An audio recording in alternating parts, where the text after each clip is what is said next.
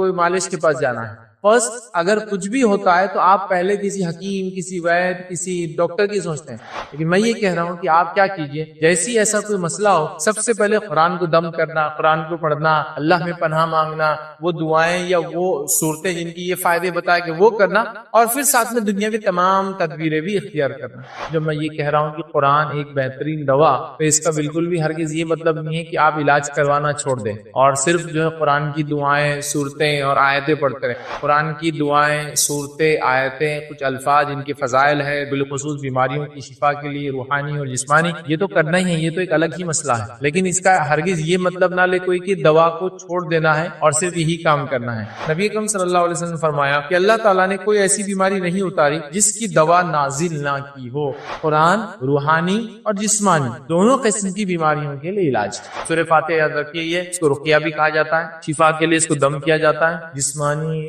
Spiritual ڈیسیزز بولیے، mental ڈیسیزز بولیے، یا بچھو وغیرہ زہریلے جانور کاٹ لیتے ہوں، تو یہاں بھی پتہ چلا سورہ فاتحہ کی فضیلت۔ سورہ بقرہ پڑھنے سے شیطان گھر میں داخل نہیں ہوتا۔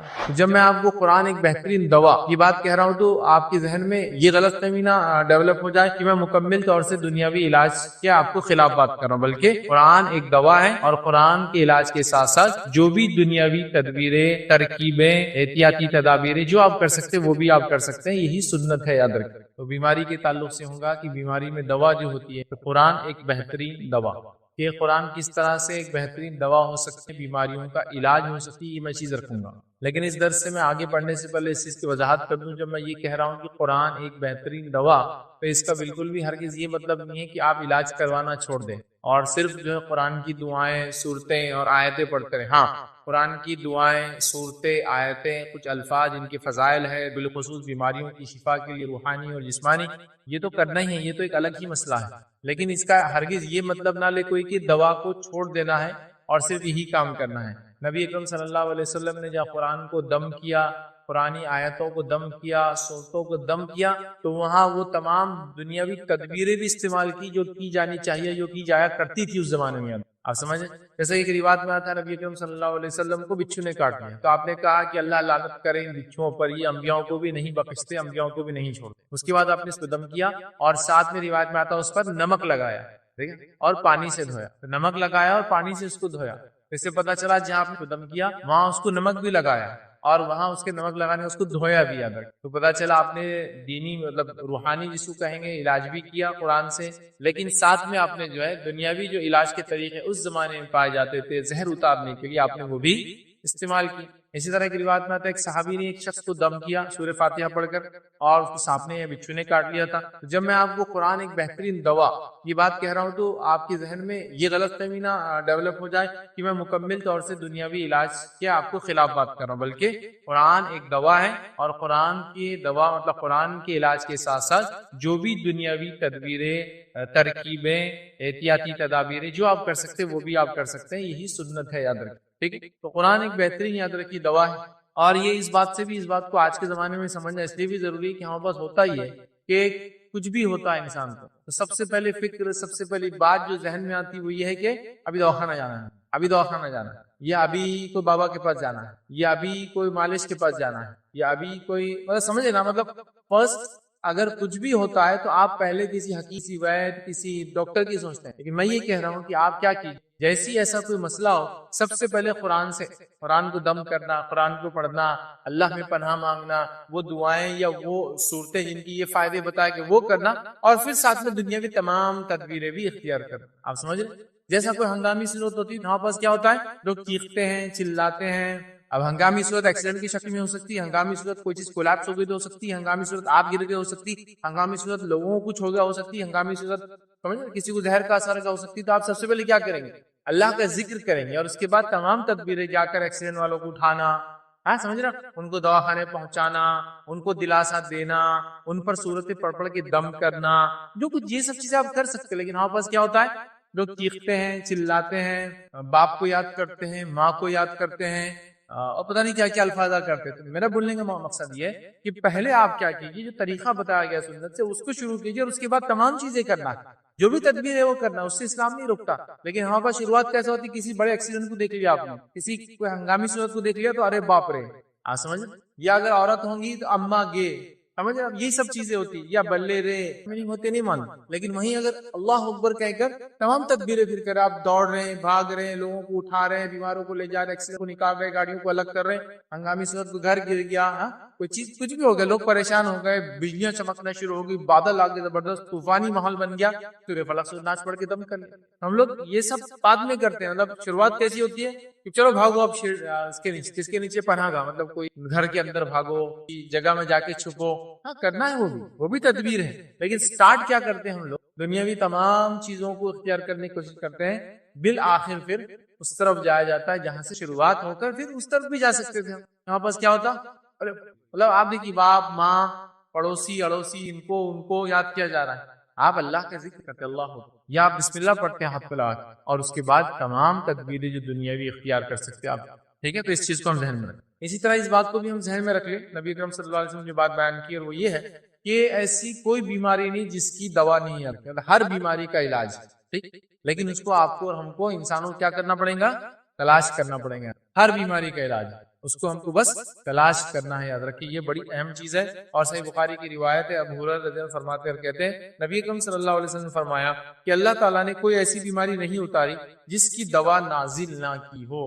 تو بیماریوں کے تعلق سے بھی کوئی ایک روایت میں آتا ہے بیماریاں نازل ہوتی ہے، یہاں بھی کہا کہ ایسی کوئی بیماری نہیں اتاری، ایسی کوئی بیماری جو اتری نہیں، مطلب بیماری اللہ کی طرف سے آتی ہے تو اللہ تعالیٰ نے اس کی دوا بھی نازل کی ہے، دوا بھی اتاری ہے۔ اس بات کو سمجھ لیا، بیماریاں کیسے نازل ہوتی ہے، کیا ہوتی ہے، یہ تمام چیزیں غائب کی ہیں، اور غائب کی باتوں کو میں سمجھا نہیں سکتا ہوں آپ کو، بس آپ اس پر ہم کو ایمان لانا ہوتا ہے، اللہ نے اتارا مطلب اتارا۔ اور روایت میں الفاظ اس طرح سے آتے ہیں، آپ صلی اللہ علیہ وسلم فرماتے ہیں سال میں ایک رات آتی ہے جس میں اللہ رب العزت بیماریوں کو نازل کرتا ہے، اور پھر جو بیماریاں نازل ہوتی ہے ایک روایت میں آتا ہے وہ گھومتی ہے اور کھلے برتنوں کی طرف جاتی ہے، تو جو برتن کھلا مل جاتا ہے داخل ہو جاتی ہے، جو مشکی پانی کی تھیلی ہوتی تھی اس زمانے وہ کھلی ملتی ہے اس میں داخل ہوتی ہے۔ تو لہٰذا کہا جب تم رات میں سو تو کھانے کے برتنوں کو مشکیزوں کو باندھ کے کھانے کے برتنوں کو ڈھانک کر سو، اگر ڈھانکنے کو پتیلا یا کوئی سامان نہ ہو تو کم از کم کچھ نہ صرف کھڑی چیز تو بھی رکھ دو، مطلب پورے برتن پہ نہیں بھی آئی تو کم از کم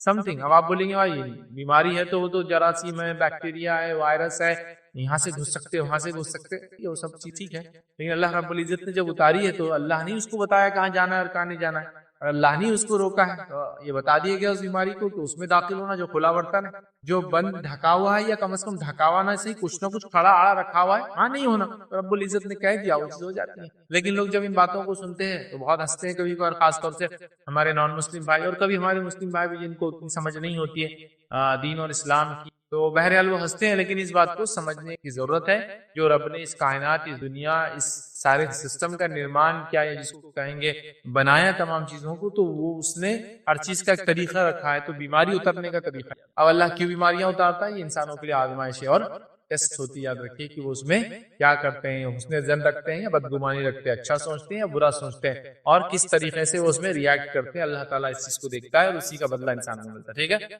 ہر بیماری جو نازل ہوئی ہے وہ اللہ کی طرف سے ہے، تو اس کا علاج بھی اللہ تعالیٰ نے دیا ہے۔ اللہ کیوں بیماریاں نازل کرتا ہے؟ یہ انسانوں کے لیے آزمائش ہوتی ہے۔ لوگ کہتے ہیں اگر ایسی آزمائش ہے تو نعوذ باللہ اللہ تو پھر بہت ظالم رب ہوا کہ لوگوں کو ایسے آزماتا ہے۔ نہیں، یاد رکھیں اگر ٹیچر آپ کو ایگزامینیشن کا پیپر میں اگر کوشچنز بہت ہارڈ لاتا ہے تو وہ آپ کو ایکچولی نیکسٹ فیز کے لیے تیار کر رہا ہے، جو دنیا میں آپ جاؤں گے جتنا ہارڈ پیپر، جتنے مشقت سے اس ٹریننگ سے گزروں گے اتنا زیادہ اچھا ریزلٹ ہوگا۔ ایک ملٹری میں آپ جاتے ہیں، ایڈمیشن لیتے ہیں، اور ملٹری کے اندر جو سلوک ہوتا ہے، جو نئے نئے جوان جاتے ہیں، جو ان کو ٹریننگ ہوتی ہے کتنی ہارڈ ہوتی ہے نا، کتنی ہارش ہوتی ہے، جسمانی طور سے مار کر ٹریننگ، جسم کو اذیت اور تکلیف دے کر ٹریننگ، دن دن اور رات رات کھڑے رہ کر ٹریننگ، 20-20 30-30 کلومیٹر سوئمنگ کر کے ٹریننگ، تو آپ کیا بولیں گے؟ ملٹری والے ظالم ہیں؟ نہیں، آپ بولیں گے یہ پرشکشن، یہ جو محنت کرا رہے ہیں یہ فیوچر میں ایک مضبوط انسان کے لیے ایک زبردست انسان نکلے جو اپنے ملک کی حفاظت کرے، ہے نا؟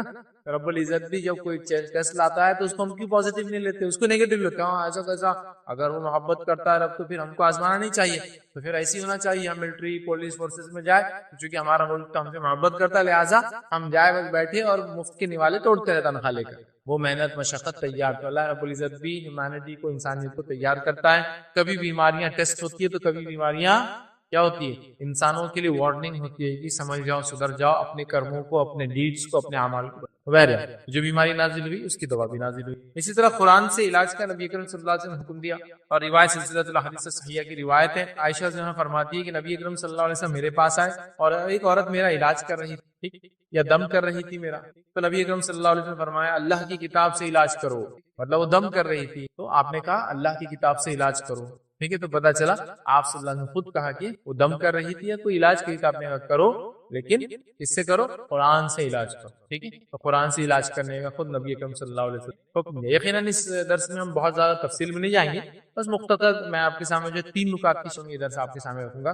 پہلا نقطہ رکھوں گا قرآن جو ہے کن بیماریوں کے لیے شفا ہے، ہم وہ دیکھیں گے۔ دوسرا نقطہ ہم دیکھیں قرآن کی کون سی صورتیں اور کون سی آیتیں، بہت مختصرا اس میں شفا بتائی گئی ہے۔ اور تیسرا پوائنٹ دیکھیں گے وہ مفید چیزیں جن کا ذکر قرآن میں ہوا ہے، ٹھیک، تو یہ 3 پوائنٹ کی شکل میں انشاءاللہ آج کا ہم درس میں آپ کے سامنے رکھوں گا۔ تو آئیے سب سے پہلے قرآن کن بیماریوں کے لیے شفا ہے، کن بیماریوں کے لیے کیور ہے، کن بیماریوں کے لیے علاج ہے۔ تو یاد رکھیے قرآن روحانی اور جسمانی دونوں قسم کی بیماریوں کے لیے علاج ہے۔ قرآن جسمانی اور روحانی، یا روحانی اور جسمانی، ذہنی یا جسمانی، جو بھی کئی الفاظ ادا ہوتے ہیں، فزیکل ڈیزیزز مطلب جو جسم پر ہوتے ہیں، اور اس کے بعد آپ اسپرچل، مینٹل، جو بھی بولے سمجھو، اس کو چھو نہیں سکتے وہ ساروں کا بھی علاج ہے۔ تو اسپرچل ڈیزیزز جو ہوتے ہیں جیسا چغلی، غیبت، کینہ، بغض، تکبر، یہ فزیکل نہیں ہوتے نا، یہ اندر ہوتے، دل کے اندر ہی گندی بیماریاں، جھوٹ، یہ سب بیماریاں آتی ہیں، یہ بھی بیماری ہے، اس کا بھی علاج ہے۔ جن، جادو، یہ بھی سب بیماریاں، اس کا بھی علاج ہے۔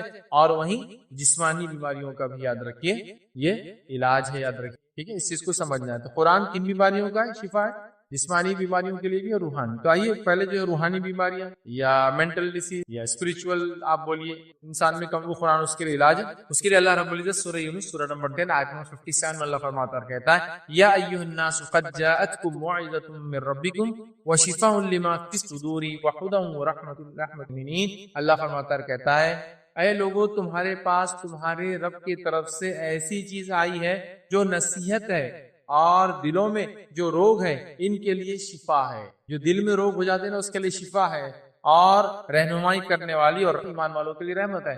تو دل کے بیماریوں کا علاج، اسپرچول ڈیزیز، اس کا قرآن جو ہے علاج ہے، جس میں میں نے آپ کو بتا دیا کینہ، بغض، تکبر، یہ سب کہاں رہتا ہے؟ انسان دل میں ہوتا ہے۔ حسد، اس کا مرکز کہاں ہے؟ دل ہی ہے، انسان کے دل میں بات آتی ہے، انسان کرتا ہے۔ یہ الگ بات ہے سائنسی اعتبار سے، دل سوچتا سمجھتا ہے یا اس طرح سے ہوتا ہے، ابھی ہم ثابت نہیں کر سکتے، لیکن سائنس کو اگر ہم جانے دیں تو ایک لاجیکل میں بات کروں، ایک منطقی اگر بات کروں تو دل بھی سوچتا ہے، دماغ بھی سوچتا ہے، اس کی میں دونوں کی سوچنے کی دلیل آپ کو ابھی ایک مثال سے دیتا ہوں کہ ایک انسان دکان پہ گیا اور کوئی چیز خریدنا چاہتا ہے اور اس کو وہ چیز پسند آ گئی۔ مثال کے طور پر آج کے زمانے میں لے لیجیے، آپ ایک مال میں گئے اور آپ ایک سپر اسٹور کے سامنے جا رہے تھے اور وہاں جو ہے موبائل ہے، جو ایپل کا جو آئی فون 12 ایکس پرو، پتہ نہیں یہ وہ جو بھی ماڈل ہے، بہرحال وہ سامنے رکھا ہوا، تو دل ایک دم آپ کا اس پر آ جاتا ہے، دل اس پر آ جاتا ہے اور آپ کا دل چاہتا ہے موبائل لے لو، اور یہ دل ہے، دل کی سوچ ایسی ہوتی ہے۔ فوراً ایک دوسرا خیال آتا ہے اور یہ خیال دماغ کا ہوتا ہے۔ جب دل یہ سوچتا ہے کہ یار یہ چیز میں لے لوں، اور اس کی چاہت ہوتی ہے کہ اب تو مجھے لینا ہے، فوراً ایک نوک نوک ہوتی ہے دل میں اور دماغ بولتا ہے بیٹے ریٹ کا لیبل دیکھ لو، آپ سمجھ، مطلب اس کی کاسٹ دیکھ لو، تو آدمی کاسٹ دیکھتا رہے 1,40,000 کا بعد میں دیکھ، تو آپ دیکھیے 2 خیالات بیک وقت آپ کے ذہن میں آ رہے ہیں، تو ایک کا تعلق دل سے اور دوسرے کا تعلق دماغ سے ہوتا ہے۔ دماغ ایک دم ریشنل جاتا ہے اور دل بس آ گیا تو آ گیا، مثال ہے گدھے پر بھی دل آ گیا تو آ گیا، کیا کریں، لیکن دماغ ویسا نہیں ہوتا ہے، آپ سمجھ رہے، یہ سوچ ایک دم واضح ہے، اور ہر چیز میں ایسی ہوں، ہر چیز کے اندر ایسی دماغ، آپ دل اور دماغ کی سوچ ایک وقت میں اپنے اندر دیکھ سکتے ہیں، ایک ریشنل جاتی ہے اور ایک بالکل لاجیکل، نہیں بھائی آپ نے کو تو سب یہ کرنا ہی ہے۔ جیسا مثال کے طور کسی کوئی لڑکی پسند آ گئی، مجھے کو اس سے شادی کرنا ہے، یہ تو دل کی کیفیت ہے، لیکن دماغ کا مطلب بیٹا اس کے ماموں چچا بھائیوں کو سیدھے ہو جاؤ، ایک ہی وقت میں 2 خیال سے، یہ چیز ایک دم بالکل کامن ہے۔ تو سائنٹیفک بیسس نہیں ہے، دل کیسا سوچتا ہے، کہاں اسٹور کرتا ہے، کہاں پروسیس کرتا ہے، وہ اللہ عالم، لیکن دل بھی مرکز سے سوچتا ہے، وہ بھی سوچتا ہے، کیسے ابھی ہم نہیں کرتے اس لیے، لیکن جتنی جو بیماریاں ہیں دل میں پنپتی، یاد رکھیے یہ اس کے لیے کیا ہے؟ شفا، یاد رکھیے، کینہ، بغض، تکبر، حسد، سب دلوں میں، اور اس کی شفا قرآن۔ نفاق، منافقت جو منافقین نے اختیار کی دل کی کیفیت تھی نا، ایمان کی تو ایمان کا مرکز دل ہے، اس لیے کہ آپ نے حدیث میں فرمایا التقوی ها هنا، تقوی یہاں ہوتا ہے، یہ مرکز ہے اس کا، ٹھیک ہے؟ تو بہرحال اس چیز کو سمجھنے کی ضرورت ہے۔ تو پہلا قرآن جتنی بھی روحانی بیماریاں ہیں، دل کی بیماریاں ہیں، سمجھا، اس کا علاج۔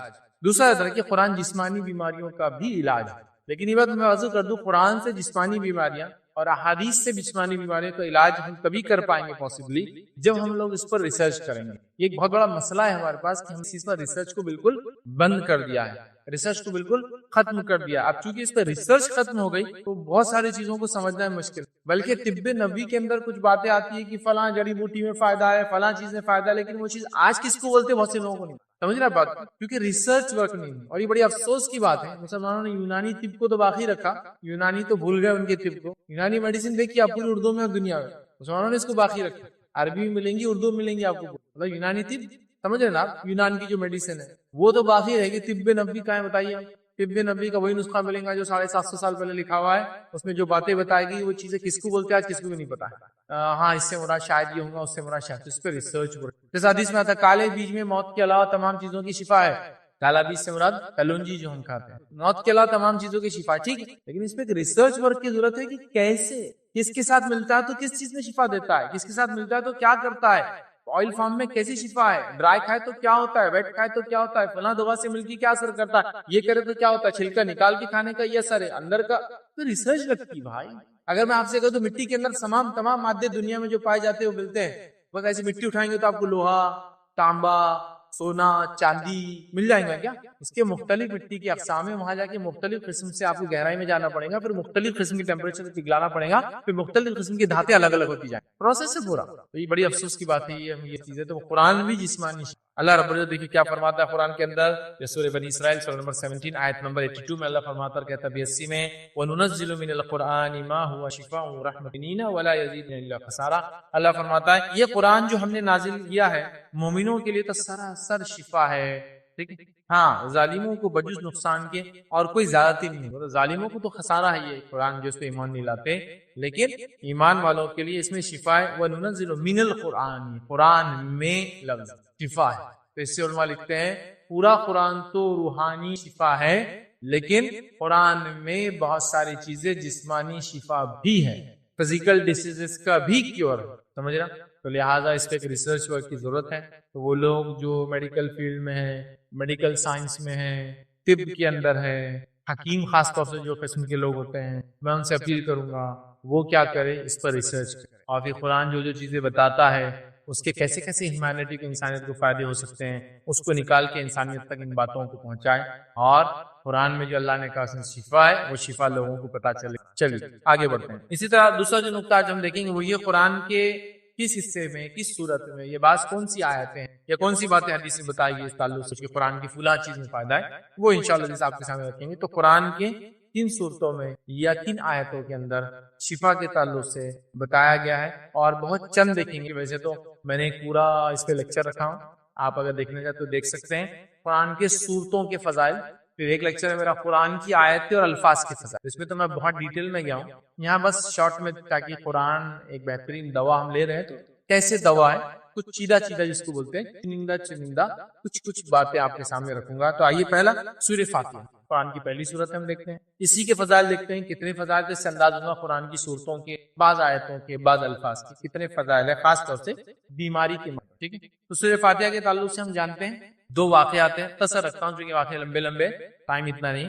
پہلا واقعہ صحیح بخاری کا ہے، ہم سب جانتے ہیں، ابو سعید خدری رضی اللہ عنہ فرماتے ہیں کہ نبی اکرم صلی اللہ علیہ وسلم نے چند صحابہ کو عرب کے قبیلے پر گزر ہوا، اب قبیلے والوں نے ان کی ضیافت نہیں کی، یاد رکھی، اور ان کو کچھ کھلایا پلایا نہیں اور لوٹا دیا قبیلے سے، میں صرف مفہوم رکھ رہا ہوں سرسری۔ اس کے بعد ہوا یہ کہ وہ جو صحابہ تھے وہ قبیلے سے نکل کر ایک دوسری جگہ چلے گئے اور وہاں جا کے وہ رک گئے، پھر وہ قبیلے کے سردار کی ایک لونڈی دوڑی اور کہا کہ ہمارے سردار کو بچھو نے کاٹ لیا ہے، تو بہرحال ہم کس طرح سے اس کا علاج کریں، تو بچھو نے کاٹ لیا ہے، اور ایک صحابی اٹھے کہا کہ میں اس کا علاج جانتا ہوں، انشاءاللہ میں اس کا علاج کروں گا، اور وہ آگے گئے، انہوں نے سورہ فاتحہ کو پڑھ کر کے ان پہ دم کیا اور دم کر کے اس کو فائدہ ہوا، لیکن انہوں نے کنڈیشن لگا دی تھی کہ مجھے 30 بکریاں چاہیے کیونکہ وہ 30 صحابہ تھے، 30 بکریاں آپ کو دینی ہوں گی اس کے عوض، اس لیے کہ پہلے تو آپ نے ضیافت بھی نہیں ہماری کی، نکال دیا ہم کو بستی سے، 30 بکریاں دینی ہوں گی، ٹھیک ہے، اور انہوں نے ان پہ دم کیا اور وہ اچھی ہو گئی۔ اس کے بعد جو ہے دوسرے صحابہ نے کہا کہ یہ بکریاں تو ہم نہیں لینے والے جب تک کہ نبی اکرم صلی اللہ علیہ وسلم سے اس کے تعلق سے مسئلے کا دریافت نہ کر لے. پھر نبی اکرم صلی اللہ علیہ وسلم کے پاس گئے اور یہ مسئلہ جب آپ سے پوچھا گیا تو آپ مسکرائے اور فرما کے کہا تمہیں کیسے معلوم ہوا کہ سورہ فاتحہ رقیہ ہے, اور پھر کہا ان بکریوں میں میرا بھی ایک حصہ رکھ دو. ٹھیک ہے, ایک لمبے واقعے کا بہت شارٹ سمرائز ورژن میں نے آپ کے ساتھ. اس سے پتا چلا انہوں نے سورہ فاتحہ پڑھی, بچھو کے کاٹے کا علاج ہوا, اور اس کے بعد انہوں نے چونکہ انہوں نے ضیافت نہیں کی تھی, انہوں نے کنڈیشن رکھ دی کہ مجھے کچھ دینا پڑے گا. 30 بکریاں ڈیمانڈ کی, وہ 30 لوگ تھے شاید. جب نبی اکرم صلی اللہ علیہ وسلم کو پتا چلا, جب کیونکہ صحابہ نے کہا ہم تو بکریاں نہیں لیں گے چونکہ تم نے قرآن پڑھا, پیسے لے رہے اس کے بدلے, تو آپ صلی اللہ علیہ وسلم سے سوال کیا گیا, آپ نے جواب دیا میرا بھی حصہ رکھو, مطلب ہاں یہ جائز ہے اس طرح سے اگر کوئی علاج کر لے اور اس کے بدلے کچھ لے لے. تو یہاں یہ واقعہ نے بتا دیا سورہ فاتحہ شفا ہے. ٹھیک, آئیے دوسرا واقعہ سنتے ہیں. اور یہاں اسپرچل کیور بھی تھا اور یہ فزیکل ڈیزیز تھا نا, بچو نے کاٹا تھا اور علاج کیا گیا, یاد رکھیے. دوسرا واقعہ ہم لیتے ہیں, قرآن کس طرح سے بہترین دوا ہے. اس کے لیے جو ابو داؤد کی روایت ہے, روایت اس طرح سے ایک صحابی فرماتے ہیں, لمبا واقعہ یہ بھی, میں اس کا بس سمرائز ایک ورژن رکھا ہوں. ایک صحابی فرماتے ہیں کہ ان لوگوں کے قبیلے پہ سے گزر ہوا. جب اس قبیلے پہ سے گزر ہوا تو وہاں ایک انسان کو لایا گیا, اور وہ انسان کو لا کر بتایا گیا کہ یہ انسان جو ہے پاگل ہے, اور اتنا پاگل تھا کہ اس کو بیڑیوں میں, زنجیریں وغیرہ میں جو بھی طریقہ تھا باندھنے کا, اس کو جکڑ دیا گیا تھا. اور اس شخص کے لایا گیا اور کہا گیا کہ اگر اس کو کوئی دم کر دے, اس کا کوئی علاج کر دے تو بہتر ہو جائے گا. پھر ایک صحابی کہتے ہیں کہ میں 3 دن تک وہاں رکا رہا, اور 3 دن تک اس کو سورہ فاتحہ کا دم کرتا رہا, اور 3 دن تک سورہ فاتحہ کا دم کرنے کا اس شخص کو فائدہ یہ ہوا کہ وہ صحیح اور سالم ہو گیا, حشاش اور بشاش ہو گیا. مطلب وہ پہلے پاگل تھا, اور سورہ فاتحہ کے 3 دن دم کرنے کا نتیجہ یہ ہوا کہ وہ انسان اچھا ہو گیا. ٹھیک ہے, اور اس کے بعد جو ہے ان لوگوں نے اس صحابی کو اس کی اجرت بھی دی. اجرت سمجھتے ہیں آپ, کسی کام کرنے کی عوض کچھ کاسٹ اماؤنٹ دینا, تو انہوں نے اجرت بھی دی, یاد رکھیں. پھر نبی اکرم صلی اللہ علیہ وسلم سے اس اجرت کی تعلق سے سوال کیا گیا کہ اب یہ اجرت تو اس نے دے دی, علاج کے بدلے میں نے سورہ فاتحہ پڑھا, تب اس اجرت کا, اس اماؤنٹ کا میں کیا کروں؟ تو نبی اکرم صلی اللہ علیہ وسلم جب پوچھا گیا تو آپ نے فرمایا کھاؤ, قسم مجھے عمر دینے والے کی, اور قسم ذات کی اس کے ہاتھ میں میری زندگی عمر دی مجھے, لوگ تو جھوٹا دم کر کے کھاتے ہیں اور تو نے تو جائز دم کیا. تو کہا کھاؤ اس پیسے کو, کوئی مسئلہ نہیں, اس لیے کہ لوگ تو جھوٹا دم کر کے کھاتے ہیں, تو نے تو سچا دم کیا, تو وہ اماؤنٹ لینے میں, اجرت لینے میں تیرے لیے کوئی حرج نہیں ہے. اور پھر انہوں نے کھا لیا. تو یہاں بھی پتا چلا سورہ فاتحہ کی فضیلت کی. سورہ فاتحہ فزیکل ڈیزیز, ایک مینٹل بیمار تھا, پاگل تھا, اور دوسرا آدمی کو بچھو نے کاٹ دیا, دونوں کے علاج کے لیے سورہ فاتحہ. سورہ فاتحہ یاد رکھیے, یہ اس کو رقیہ بھی کہا جاتا ہے, شفا کے لیے اس کو دم کیا جاتا ہے. جسمانی اسپرچل ڈیزیز بولیے, مینٹل ڈیزیز بولیے, یا بچھو وغیرہ زہریلے جانور کاٹ لے تو یہ سورہ فاتحہ ہم نے دیکھ لی. بہرحال تو یہ بعض جو چیزیں تھی جس سے شفا حاصل کی قرآن سے, ایک مثال تھی سورۃ الفاتحہ. چلیے سورہ بقرہ کے تعلق سے کچھ باتیں آپ کے ساتھ مختصر رکھتا ہوں. سورہ بقرہ پڑھنے سے شیطان گھر میں داخل نہیں ہوتا, اور میں سوچتا ہوں شیطان کتنے سارے مصائب, مصیبتیں, پریشانیوں کا, بے برکتی کا, جادو کا, اور آصف زدگی کا, اور جس کو کہیں گے نقصان کا باعث ہوتا, آپ سب جانتے ہیں, یاد رکھیں. تو لہٰذا سورہ بقرہ پڑھنے سے, صحیح مسلم کی روایت ہے, نبی نے فرمایا اپنے گھروں کو قبرستان نہ بناؤ, اس لیے کہ شیطان اس گھر سے بھاگ جاتا ہے جس میں سورہ بقرہ پڑھی جاتی ہے. اپنے گھروں کو قبرستان نہ بناؤ, اور شیطان اس گھر سے بھاگ جاتا ہے جس میں سورہ بقرہ پڑھی جاتی ہے. سورہ بقرہ کی ہم تلاوت کریں اور شیطان نہیں آئیں گا, کتنے فائدے ہیں ہم جانتے ہیں. آیت الکرسی پڑھنے سے ایک فرشتہ ہماری نگرانی کرتا ہے, یہ بھی فائدہ ہے قرآن کا. اور آیت الکرسی سورہ بقرہ کا ایک حصہ ہم جانتے ہیں, 255 نمبر کی آیت ہے, یاد رکھیے. اور بہت ہی جلالی آیت جس کو ہم کہتے ہیں وہ ہے, اس کے بڑے فضائل اور بڑے فائدے ہیں. لیکن جلالی بولے تو آپ ڈر مت جائیے, اب لوگ جلالی بولتے ڈر جاتے. ہم لوگ چھوٹے تھے تو کس نے بول دیا لا الہ الا انت سبحانک انی من الظالمین, یہ بہت جلالی آیت ہے. جلالی بولے تو کیا, اس کو اکیلے کبھی نہیں پڑھنا, اکیلے پڑھے تو بولے اتنی جلالی آیت ہے, کسی نے پڑھ لیا تو ان کا چھت اڑ کے چلے گیا. تو ایسی سب باتیں سنے تو اتنا ڈرتے تھے کہ وہ یہ دعا اگر, جبکہ بہت کامن دعا ہے, ہر تکلیف اور ہر دکھ سے نجات کا طریقہ ہے, اور یہ طریقہ اللہ رب العزت نے اپنے نبی یونس علیہ السلام کو. لیکن وہ جلالی بولے تو اس سینس میں لے لی کہ وہ پڑھنا نہیں, اکیلے پڑھے تو ٹین اڑ جاتے تھے, کسی کی چھت اڑ گئی, اور ایسے واقعات سن لیے تو مر گیا پڑھتے اس کو آیت کو, تو مطلب الٹا ہم کو بتا دیا گیا تھا. یہ بات بالکل کامن ہے. قرآن سے دوری کے لیے کئی ایسے مسائل ہمارے پاس ہیں. آپ نے سنا ہے حافظ قرآن بچوں کو نہیں بنانا, پاگل ہو جاتے بچے. وہاں سے گاؤں میں لوگ حافظ قرآن صرف بچوں کو اس لیے نہیں بناتے کہ وہاں وہ ہے کہ بولے بچے پاگل ہو جاتے ہیں. بہت سی جگہ عورتیں صرف قرآن اس لیے نہیں پڑھتی کہ بولے قرآن پڑھنے سے جن ان پر حاوی ہو جاتا ہے. میں آپ کو دعوے سے بول رہا ہوں, کئی علاقوں میں عورتیں قرآن نہیں پڑھتی صرف اس لیے کہ جن لپٹ جاتا بولے قرآن ہے نا. نماز بغیر جا نماز کی ہوتی نہیں, قرآن بغیر ریال کے پڑھا نہیں جا سکتا, یہ چیز چاہیے, وہ چیز چاہیے, ایسا گھر چاہیے, ایسی زمین چاہیے, ایسی جگہ چاہیے, اتنے کنڈیشن کی نہ قرآن کو پڑھتا ہے, نہ نماز کو پڑھتا ہے, ان پہ چلنا بولے تو ایک محال ہے. مطلب اتنی لا علمی کی ایک صاحب ایک گھر میں جانا ہوا, تو وہ کہنے لگے ہم بہت دنوں سے نماز نہیں پڑھے. ہم نے کیوں نماز نہیں پڑھے؟ آپ تو بہت مسجد ریگولر پڑھتے تھے. نہیں بولے وہ جانماز دھلی بھی نہیں. جانماز سے نماز کا کیا تعلق ہے؟ کہیں بھی پڑھ لو, مٹی پہ پڑھ لو, زمین پہ پڑھ لو, پتھر پہ پڑھ لو, سلیب پہ پڑھ لو, صاف جگہ ہے تو پڑھ لو کہیں بھی. تو نہیں بولے وہ جانماز دھلی. میں نے کہا جانماز دھو لو, پانی نہیں پرابلم وہ دھونے کا نہیں, بولے وہ جانماز کا پانی نالی میں نہیں جا سکتا نا, کبھی وہ گڑھا کھود کے ڈالنے کو ذرا مشکل ہو رہی ہے. جب وہ گڑھا کھودیں گے, اس کو دھوئیں گے, اس کا پانی لیں گے, پھر ڈالیں گے کام. سمجھے نا آپ؟ شیطان نے کیا کہ اتنی مسائل پیدا کر اور اتنا دور کر دیا ہم کو. تو بہرحال میں تو چھوٹی چھوٹی مثالیں دے رہا ہوں, ایسی سینکڑوں لاتعداد مثالیں آپ کو اپنی زندگی اطراف میں اپنا آپ میں دیکھ سکتے ہیں. بہرحال آگے بڑھتے ہیں. آیت الکرسی پڑھنے سے فرشتہ ہماری حفاظت کرتا ہے. بڑا مشہور واقعہ ہے, بخاری کی روایت ہے, طویل روایت ہے, مفہوم ہی رکھنا چونکہ بہت لمبے لمبے الفاظ ہیں حدیث کے, بڑی لمبی لمبی روایتیں. ایک صحابی تھے ابو ہریرہ رضی اللہ عنہ, وہ کھجور کی حفاظت پہ رکھے گئے تھے, صدقات خیرات کی زکات کی. ایک شخص آ کے چرانے لگا, آپ نے اس کو پکڑ لیا اور کہا کہ اب میں تجھے پیش کروں گا, تو نے چوری کی. اس نے کہا کہ معافی چاہتا ہوں, 20 بچے بھوکے تھے, مجبوری میں نے کیا, آئندہ میں نہیں آؤں گا, یہ بولا اس نے, چلے گیا. ابو ہریرہ رضی اللہ عنہ نبی اکرم صلی اللہ علیہ وسلم فجر میں گئے. فجر میں جانے کے بعد بولے رات میں ایسا واقعہ ہو, تو آپ نے کہا کہ وہ کل پھر آئیں گے. جب آپ صلی اللہ علیہ وسلم کہتے کل پھر آئیں گا تو یہ تو مستعد ہو گیا, اب تو آنے سے پھر آ گیا. پھر اس کو پکڑ لیا, کہا اب تو آج گیا, آج سزا ملیں گی چرانے کی. پھر اس نے کہا میرے 20 بچے بھوکے تھے, مجبور تھا, اب نہیں آؤں گا. پھر نبی کریم صلی اللہ علیہ وسلم پوچھا کیا ہوا, تو کہا اس نے کہا آپ کل نہیں آئے, تو کہا کل پھر آئیں گے. پھر جب تیسرے دن پکڑا تو کہا آپ تو شیور ہو گیا, دو بار معافی مل چکی آلریڈی. اس نے کہا ٹھیک ہے میں اب نہیں آؤں گا, میں تم کو ایک چیز بتاتا ہوں, اگر یہ طریقہ اختیار کرو گے تو ایک فرشتہ تمہاری رات بھر حفاظت کرتا ہے. اس نے کہا پھر کہ تم آیت الکرسی پڑھ لیا کرو سونے سے پہلے, تو ایک فرشتہ حفاظت کرتا ہے. یہ کہنے سے ابو ہریرہ نے اس کو چھوڑ دیا. جب فجر میں ملے نبی کریم صلی اللہ علیہ وسلم سے, آپ صلی اللہ علیہ وسلم نے پوچھا کیا ہوا تمہارے قیدی کا, تو پھر آیا تھا, لیکن اس نے کہا کہ تم آیت الکرسی پڑھ لیا کرو, ایک فرشتہ حفاظت کرتا ہے, تو میں نے چھوڑ دیا.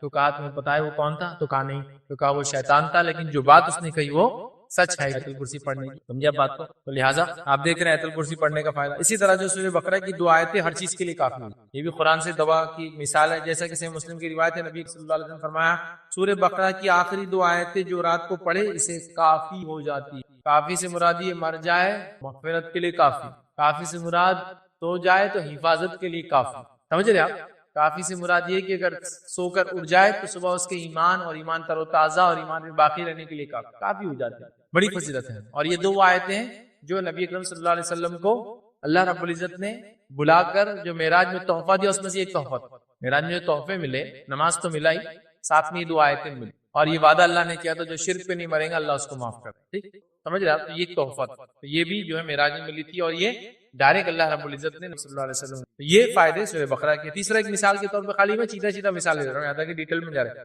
معوذتین کا پڑھنا, معوذتین سے مراد سورہ فلق اور سورہ ناس کا پڑھنا, یہ بھی شفا ہے. کئی چیزوں میں شفا, فزیکل پروٹیکشن کے لیے, سائیکولوجیکل مینٹل پروٹیکشن کے لیے, ٹھیک ہے, بیماریوں سے پروٹیکشن کے لیے. ارے اس کی بہت فضیلت, وقت ہی نہیں کہ میں ان کو میں نے معوذتین کی فضیلت پہ کئی بیان اس سے پہلے لیکچر رکھے ہیں. تو آئیے مختصر تھا, معوذتین سے آندھی طوفان حفاظت کے لیے آپ دعا کر سکتے. نبی اکرم صلی اللہ علیہ وسلم آندھی اور طوفان ہوتا سورہ فلق سورہ ناس پڑھ کے اللہ سے پناہ مانگتے. فزیکل ہو گیا نا, سورہ آندھی طوفان تو فزیکل ہے کچھ. ٹھیک, اسی طرح معوذتین ہر تکلیف اور مصیبت کے لیے کافی ہو جاتے ہیں. روایت کے اندر الفاظ دیکھیے اس طرح سے آتے ہیں کہ آپ سے فرمایا قل اللہ احد اور معوذتین سورہ فلق سورہ ناس صبح شام 3 بار پڑھ لیا کرو, یہ صورتیں تمہارے لیے ہر تکلیف اور مصیبت میں کافی ہو جاتی. سنن نسائی کی روایت, ہر مصیبت اور تکلیف میں دونوں صورتیں کافی ہیں. کتنی بڑی فضیلت. اسی طرح معوذتین کی فضیلت آتی ہے نظر بد سے علاج ہے. آپ صلی اللہ علیہ وسلم پہلے ابتدائی دعائیں پڑھ کے نظر بد سے پناہ مانگے, اس کے بعد جب سورہ فلق سورہ ناس اتر گئی تو آپ یہ پڑھ کے اللہ سے پناہ مانگے. تو یہ نظر بد سے بچنے کا علاج. معوذتین سے جو بچھو کے زہر کا علاج, یہ بھی نبی کریم صلی اللہ علیہ وسلم نے خود اپنے لیے کیا. اور روایت کے الفاظ دیکھیے اس طرح سے آتے ہی, علی رضی اللہ عنہ فرماتے ہیں کہ نبی اکرم صلی اللہ علیہ وسلم کو بچھو نے ڈنک مار لیا, اس حالت میں کہ آپ نماز پڑھ رہے تھے. آپ نے کہا کہ اللہ لعنت کرے بچھوں پر, یہ تو انبیاء کو بھی نہیں بخشتے. پھر آپ نے اس بچھو کو مار دیا. پھر آپ نے پانی اور نمک منگوایا اور قل یا الکافرون قل اعوذ برب الفلق اور قل اعوذ برب الناس پڑھتے رہے اور اس پہ دم کرتے رہے. پانی اور نمک منگوایا, پانی نمک سے زخم کو دھویا, اور یہ تینوں صورتیں پڑھ کر اپنے اوپر آپ دم کرتے رہے. تو اس سے بھی صورتوں کی فضیلت پتہ چلی. اسی طرح اور بھی جو فضیلتیں آتی ہیں اس میں سے کچھ فضیلتیں یہ, ہر تکلیف اور مصیبت میں یونس علیہ السلام کی دعا. اور اس تعلق سے مستدرک الحاکم کی روایت ہے, آپ صلی اللہ علیہ وسلم کیا فرمایا سنیے. آپ نے فرمایا کیا میں تمہیں ایسی چیز کی خبر نہ دوں کہ اگر کسی دنیا کی آزمائش میں مبتلا ہو اور وہ دعا مانگ لے اللہ سے تو اللہ اس کی آزمائش کو ختم کر دیتا ہے. کسی مصیبت میں تم مبتلا ہو اور میں تمہیں ایک دعا بتاتا ہوں, اگر وہ مانگ لو تم بچ جاؤ گے اس مصیبت سے. عرض کیا گیا کہ جی بتائیے, تو آپ نے فرمایا یونس علیہ السلام کی دعا. اور یونس علیہ السلام کی دعا کیا ہے؟ لا الہ الا انت سبحانک انی من الظالمین. اس کو بھی لوگ بڑی جلالی آیت، کمالی آیت اور بولتے ہیں. ہاں واقعی میں یہ آیت بہت اہمیت کی. ہر تائب توبہ کرنے والا اس کو پڑھے، ہر مصیبت زدہ آدمی اس کو پڑھے، ہر سمندری تکلیف میں آدمی اس کو پڑھے، ہر ایسی تکلیف میں جس میں آدمی دب جاتا ہے، پھنس جاتا ہے، اس میں پڑھے. جیسا مائنس میں کوئی پھنس گیا، یونس علیہ السلام بھی مچھلی کے پیٹ میں، سمندر میں پنڈوبی میں کوئی اندر گیا اور وہ چلنا بند ہو گئی. اسی کیفیت ہے نا سمندر میں، پانی میں. اور کوئی ایسے تو سب کے لیے، لیکن ہر دکھ تکلیف سے نکلنے کا طریقہ، ہر مصیبت اور آزمائش کو ختم کرنے کا طریقہ یونس کی دعا، اور وہ یہ ٹھیک ہے، جو کہ بڑی مشہور دعا ہے سورہ انبیاء کی آیت نمبر 87. چلیے آگے بڑھتے ہیں. ڈر اور خوف سے نجات کے لیے حسبنا اللہ پڑھ، جو کہ قرآن کی آیت کا ایک، جس کو ہم کہیں گے سورہ آل عمران کی آیت نمبر 173 کا ایک پارٹ ہے. ادھر حسبنا اللہ، ٹھیک ہے، ونعم الوکیل. اس کے تعلق سے آتا ہے کہ ابراہیم علیہ السلام نے کہا تھا، ابن عباس رضی اللہ عنہ فرماتے ہیں یہ کلمہ حسبنا اللہ ونعم الوکیل ابراہیم علیہ السلام نے کہا تھا اس وقت جب کہ آپ کو آگ میں ڈال دیا گیا تھا، اور یہی کلمہ محمد صلی اللہ علیہ وسلم نے اس وقت کہا تھا جب لوگوں نے مسلمانوں کو ڈرانے کے لیے کہا تھا کہ لوگوں، یعنی قریش نے تمہارے خلاف بڑا سامان جنگ جمع کر رکھا ہے، ان سے ڈرو. لیکن اس بات نے ان مسلمانوں کو جوش اور ایمان میں بڑھا دیا، اور یہ مسلمان بولے کہ ہمارے لیے اللہ کافی ہے، اور یہی بہترین ہمارے لیے کارساز ہے، بہترین ہمارا کام بنانے والا. حسبنا اللہ ونعم الوکیل. ہر مصیبت، لوگ، دشمن کا ڈر کوئی آپ کو دلائے، کچھ بھی ہو تو آپ پڑھے، جیسا کہ ابراہیم علیہ السلام کو اٹھا کر آگ میں ڈالا تھا، آپ نے پڑھا تھا حسبنا اللہ ونعم الوکیل. تو یہ پڑھ لینا چاہیے. ٹھیک، اس کے علاوہ انگنت اور بھی باتیں ہیں، بہرحال وقت نہیں، جیسے یا ذی الجلال والاکرام، جس دعا میں شامل کر دیا جائے دعا اللہ رد نہیں کرتا. یا ذی الجلال والاکرام، یہ بھی قرآن کی آیت کا ایک پارٹ. ٹھیک ہے، تو کہیں ہے میرا، اس کے لیے اگر تفصیل میں آپ کو جانا ہے تو میرا ایک کمپلیٹ 2 لیکچر ہے، قرآنی صورتوں کے فضائل، اور دوسرا لیکچر ہے قرآنی آیتوں کے اور الفاظ کے فضائل. تو بہرحال اس کو آپ دیکھیں، اس میں ملیں گے. تیسرا پوائنٹ آج کا ہم دیکھیں گے چند وہ مفید چیزیں جن کا قرآن میں ذکر آیا ہے. ویسے تو کئی ہیں، سنت میں بھی کئی ہیں، کیونکہ ہم چونکہ قرآن سے بات کریں اس لیے چند مفید چیزوں کا ذکر قرآن میں آیا. پہلی، شہد کو ہم دیکھیں گے. شہد کا ذکر قرآن میں آیا، اور اللہ رب العزت نے شہد کو کیا فرمایا، اور شہد کے تعلق سے کہا شہد جو ہے وہ شفاء للناس، لوگوں کے لیے شہد جو ہے شفا ہے. یاد رکھیں، تو شفاء للناس کا لفظ ادا کیا اللہ نے، اور سورہ نحل سورہ نمبر 16 آیت نمبر 69 ہے. یاد رکھیں کہ شہد لوگوں کے لیے شفا ہے. یاد رکھیں. شہد کا ذکر اور ایک مشہور واقعہ بھی ہے. ساری چیزیں آج ہم حدیثوں کو بڑا شارٹ دیکھنے سے کی روایت. ایک صحابی آیا اور کہا میرے بھائی کو جو ہے دست لگ گئے، پیٹ اس کا خراب ہے، تو آپ صلی اللہ علیہ وسلم شہد کھلا. پھر وہ آئے، کہا اس سے اور بڑھ گئے، کہا اور کھلا. پھر آئے، کہا اور بڑھ گئے، کہا اور کھلا. پھر آئے اور کہا اور بڑھ گئے، اور کھلا. چوتھے وقت آئے اور کہا کہ اور بڑھ گئے وہ شہد کھلانے سے. کہا تیرے بھائی کا پیٹ جھوٹا ہے اور اللہ کی کتاب سچی ہے. اور وہ کہتے چوتھی بار کے بعد پھر ان کے دست رک گئے، 4 بار کھلائے. سمجھ رہا بات؟ جیسا میں نے کہا نا کہ دیکھیے چیزوں میں شفا ہے، لیکن ریسرچ وقت لگتی ہے. وہ ایک دوا دے دی گئی نہیں، اس کو ایک دوا کو ایک دن میں 3 بار کھانا پڑتا، تو یہ فائدہ تھا. ایک دوا کو ایک دن میں 3 بار، اور مہینے میں ایسا 10 دن کے بعد 3 بار کھانے سے شفا ایسی ہوتا ہے. تو شہد کو بھی شفا ہے، لیکن اب وہ لے کے شہد کو 5 کلو کھا جائیں گا تو اس کے لیے تو پرابلم ہے. ریسرچ ہے اس کے لیے، کیسا کریں گے. 4 بار لیا گیا پیٹ کے لیے، شفا ہوگی. سمجھ رہے بات؟ تو لہٰذا کہ ریسرچ سے ہوتا ہے. لوگ بہت قرآن و سنت کی باتوں ایک دم بلنڈ، جس کو بولتے ہیں نا، ارے ہم نے کر لی کچھ فائدہ نہیں ہوا اس کا مطلب. ایسا نہیں ہوتا ہے. آپ اس کی ترکیب ہے، اس کی ترتیب ہے، اس کا سنت طریقہ ہے، اس کو کرنے کا طریقہ، کھانے کا طریقہ، وقت ہوتا ہے. وہ تمام چیزوں کے لیے ہم کو سوچ وچار کرنے کی، ریسرچ ورک کرنے کی، سمجھنے. چلیے آگے بڑھتے ہیں. دوسرا دیکھیں گے ہم، یاد رکھیے وہ ہے انجیر اور زیتون. اللہ رب العزت نے والتین والزیتون کی قسم، انجیر اور زیتون قسم کا ہے، انجیر اور زیتون. اور انجیر بھی ہم جانتے ہیں اس کے بڑے فائدے ہیں، چاہے وہ تازہ ہو چاہے وہ سوکھا ہو، اس کے بڑے طبی فوائد ہم جانتے ہیں. اور میں نے اس سے پہلے پریگننسی کا ایک لیکچر لیا تھا، اس میں کافی سارے طبی فوائد ہم نے انجیر کے، اس کے بعد انار کے، سیب کے، شہد کے، کھجور کے، کافی میں دل میں رکھا تھا. تو بہرحال وقت نہیں اتنا، تو کافی فائدے. بس ایک روایت سے آپ صلی اللہ علیہ وسلم فرمایا، کہا کہ زیتون کا تیل کھاؤ اور بدن پر لگایا کرو، کیونکہ یہ مبارک درخت سے پیدا ہوتا ہے. زیتون جو ہے ایک مبارک درخت ہے، بڑا مبارک درخت ہے. بلکہ اللہ رب العزت نے جب اپنے بارے میں ایک مثال دی سورہ نور کے اندر، تو زیتون کے تیل کی کس طرح سے اللہ کا نور کے تعلق سے مثال ہے کہ کیسا ایک قندیل ہے، اور اس کے اوپر ایک کانچ کا وہ ہے، اور اس کے اندر ایک لو جلتی ہے، اور اس کے اندر مبارک تیل ہے زیتون کا. تو اللہ نے آپ ایک مثال دی نور. تو بہت مبارک جھاڑ ہے، یاد رکھیے. اس کا تیل لگانے سے جسم میں آپ نے لگاؤ، کھانے کا حکم دیا، جس پہ لگانے کا حکم دیا. اور زیتون وغیرہ کا تیل کھانے کے بڑے فائدے یاد رکھیے. اور زیتون خود اس کا پھل کھانے کے بڑے فائدے یاد رکھیے.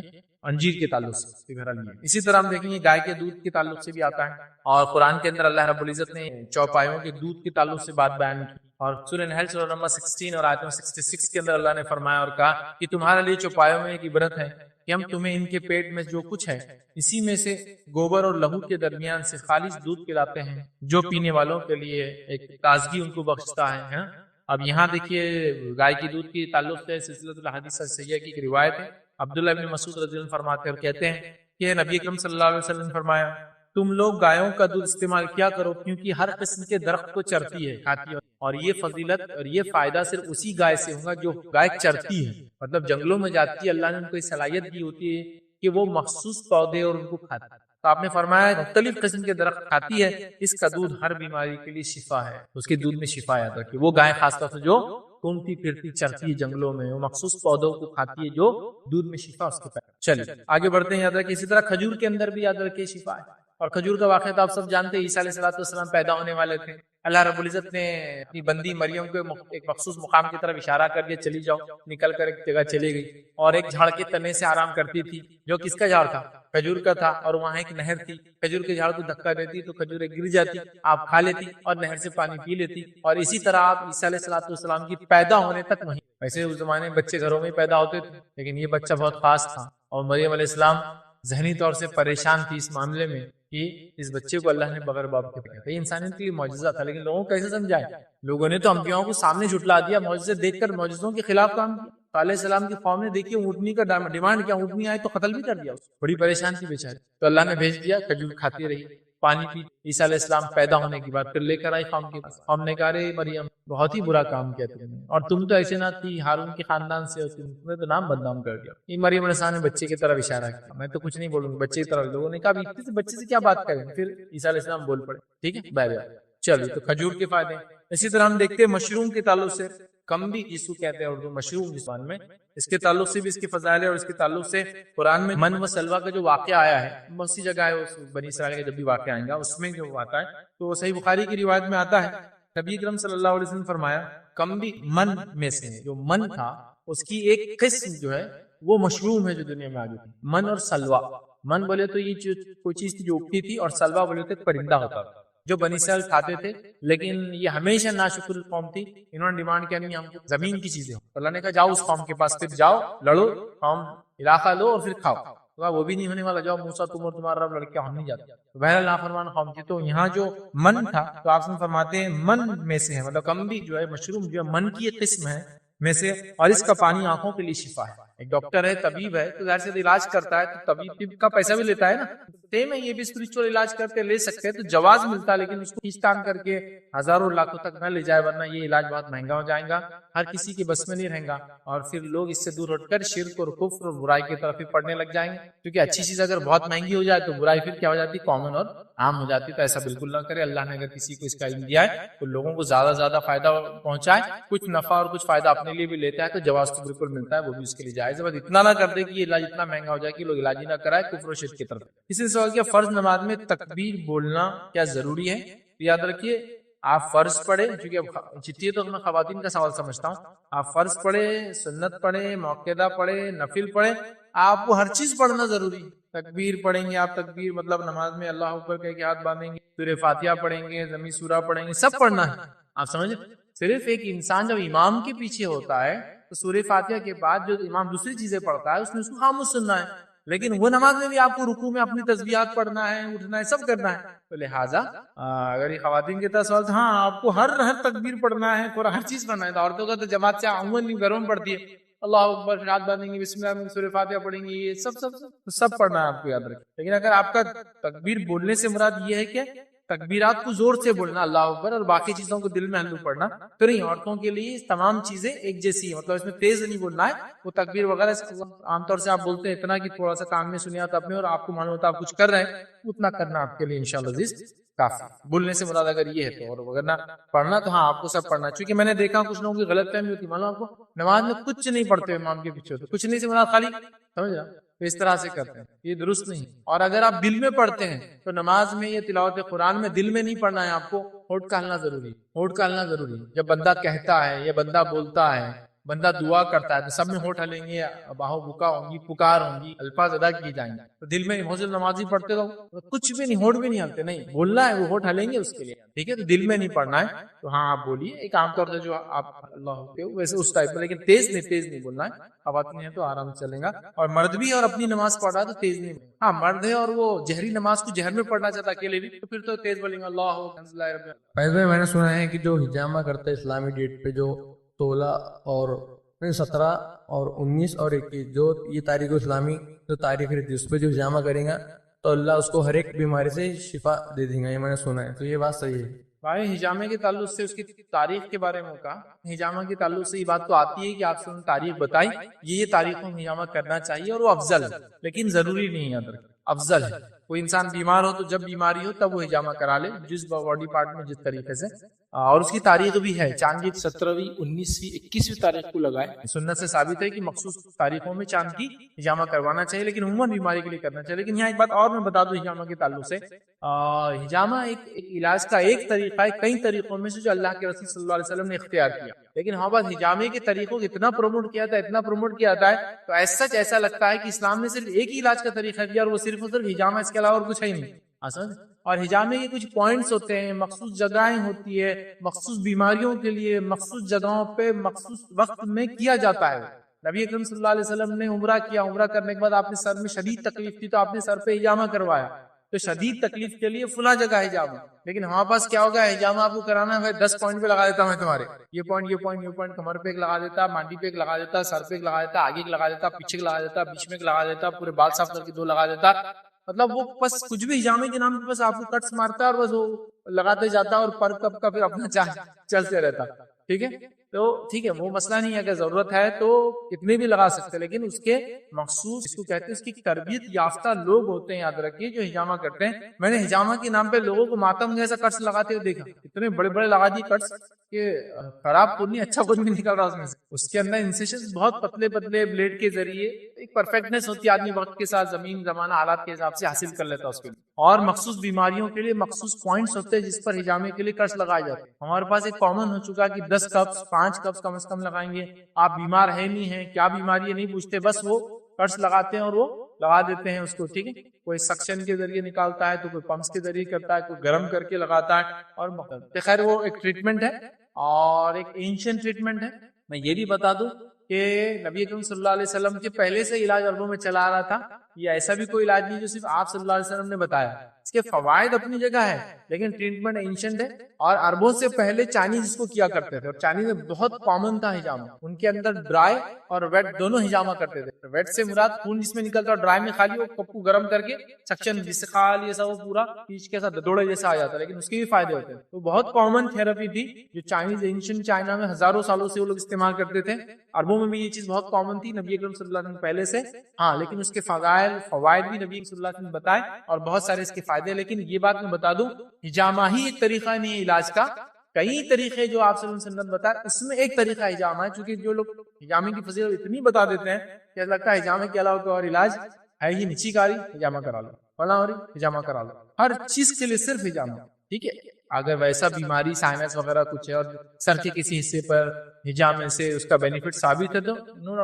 آپ کر سکتے ہیں، تو یہ چیز بہرحال سمجھنے کی ہے، اور اس کا ایک فن اور ایک علم ہوتا ہے، تو آپ جو لوگ اس کو جانتے ہیں اس کو، کسی نے کہا کچھ لوگ قرآن سے علاج کرتے ہیں لیکن ڈاکٹر کی لکھی ہوئی دوائی بند کر دیتے ہیں، بند کرنے کے لیے کہتے ہیں، یہ کیا صحیح ہے؟ دیکھیے قرآن سے علاج میں نے آپ کو بتا دیا، جب قرآن سے علاج کی ہم بات کر رہے ہیں تو ہم بالکل بھی ایگزسٹنگ میڈیسن جو حلال ہے جس سے علاج کروانا اس کو نہیں روک رہے ہیں، سائملٹینیسلی چلیں گے، اور خود میں نے مثالیں دے دی کہ آپ صلی اللہ علیہ وسلم نے آپ کو بچھو نے کاٹا، آپ نے سورہ کافرون، سورہ فلق، سورہ ناس پڑھ کے دم کیا اور پانی اور نمک منگوایا، اور پانی میں نمک ڈالا یا زخم پہ نمک ڈال کے اس کو دھویا، دنیاوی تدبیریں بھی اختیار کی گئی اور سورے بھی پڑھے گئے، دنیاوی تدبیریں اختیار بالکل کی جا سکتی ہے، اس میں کوئی دو رائے نہیں ہے، تو یہ کہنا کہ اب قرآن سے علاج کرے ڈاکٹر کا علاج بند کر دو تو اب یہ ڈیپینڈ ہے بیماری کیا ہے، اگر بیماری 100% صرف ایسی ہے جو دل کی ہے یا اسپرچول ہے تو ٹھیک ہے، پھر تو صحیح بات ہے، اس کے لیے دوا کی آپ کو ضرورت نہیں ہے، جادو وغیرہ ہے تو اس کا سائنٹیفک نہیں تو وہ تو صحیح ہے، لیکن یہ کہنا کہ قرآن سے علاج ہے تو دوا بند کر دو،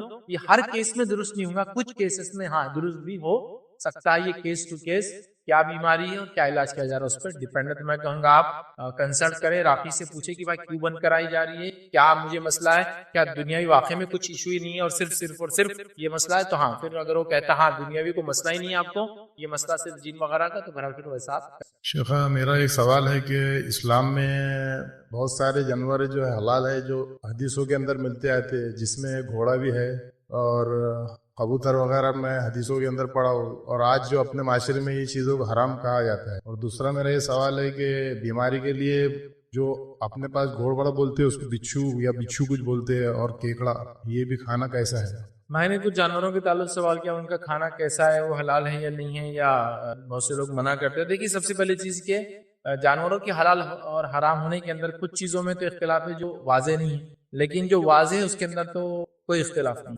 جیسا مثال کے طور پہ اپنے گھوڑے کی مثال دی، تو گھوڑے کا کھانا حلال ہے، اس کا دودھ حلال ہے، اس کا گوشت حلال ہے، اس کو کی قربانی کر کے انسان چاہے تو کھا سکتا ہے. لیکن وہ عید کی قربانی وغیرہ میں نہیں چلتا، چونکہ اس میں صرف 4 جانور چلتے ہیں جن کی مذکر اور مؤنث ملا کے 8 ہو جاتے ہیں، جس کو بہیمۃ الانعام کہا جاتا ہے. تو گھوڑا ہے سچ کھایا جا سکتا. اسی طرح نبی اکرم صلی اللہ علیہ وسلم نے جو ہے جنگلی گدھے کی اجازت دی اور پالتو گدھے کو منع کیا کھانے سے. سمجھا؟ جنگلی گدھا اور پالتو گدھا الگ ہوتے ہیں، یہ فرق تب کر سکتے ہیں جنگل کے اندر آپ علاقوں میں تو آپ کو پتہ چلے. تو وہاں آپ نے پالتو گدھے کو منع کیا، جنگلی گدھے کو آپ نے کہا کہ وہ کھانا حلال ہے. اسی طرح آپ صلی اللہ علیہ وسلم سے لکڑ بگے کے تعلق سوال ہوا، ہائینہ جس کو بولتے ہیں، اس کے تعلق سے سوال ہوا کہ کیا اس کو کھایا جاتا ہے، تو افریقی علاقوں میں کھایا جاتا تھا. تو نبی اکرم صلی اللہ علیہ وسلم نے کہا کہ وہ کھانا حلال ہے.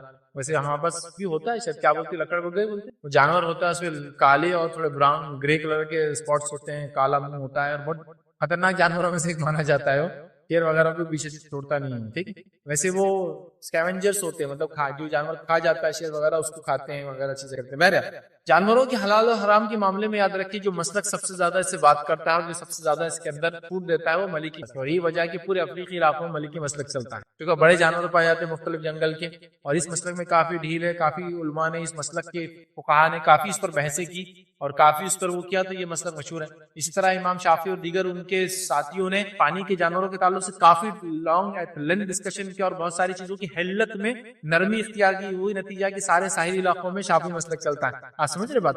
تو لہٰذا آپ شافعی علماء یہ جو ملکی علماء کے فتاوے ایسے جانوروں کے وغیرہ چیزوں کے پڑھ سکتے. کبوتر کا آپ نے کہا بہرحال یہ حلال ہے. اس کے بعد گھوڑ پڑ اور کیکڑا، تو گھوڑ پڑ بھی کھایا جا سکتا ہے، اس کو جو ہے گو بولتے شاید ہمارے پاس ہمارے علاقوں میں، لیکن یہ بات یاد رکھیے کہ شرن وہ کھایا جا سکتا ہے. قانوناً اس کے کھانے کا کیا نتیجہ ہو سکتا ہے وہ آپ وہ دیکھ لینے تو پیسے دینے والے کھاؤ اور اپنے آپ کو آپ نے مشکل میں ڈال دیا. قانوناً وہ ایک انڈینجرڈ سپیشیز ہے اور اس کو آپ کھائیں. سانڈا بولتے ہیں اس کو ہمارے علاقے، وہ آپ مار نہیں سکتے اس کو یاد رکھیں. ٹھیک ہے، گو بولتے ہیں یو پی وغیرہ کے علاقے میں، کالی چپلک جیسی یہاں.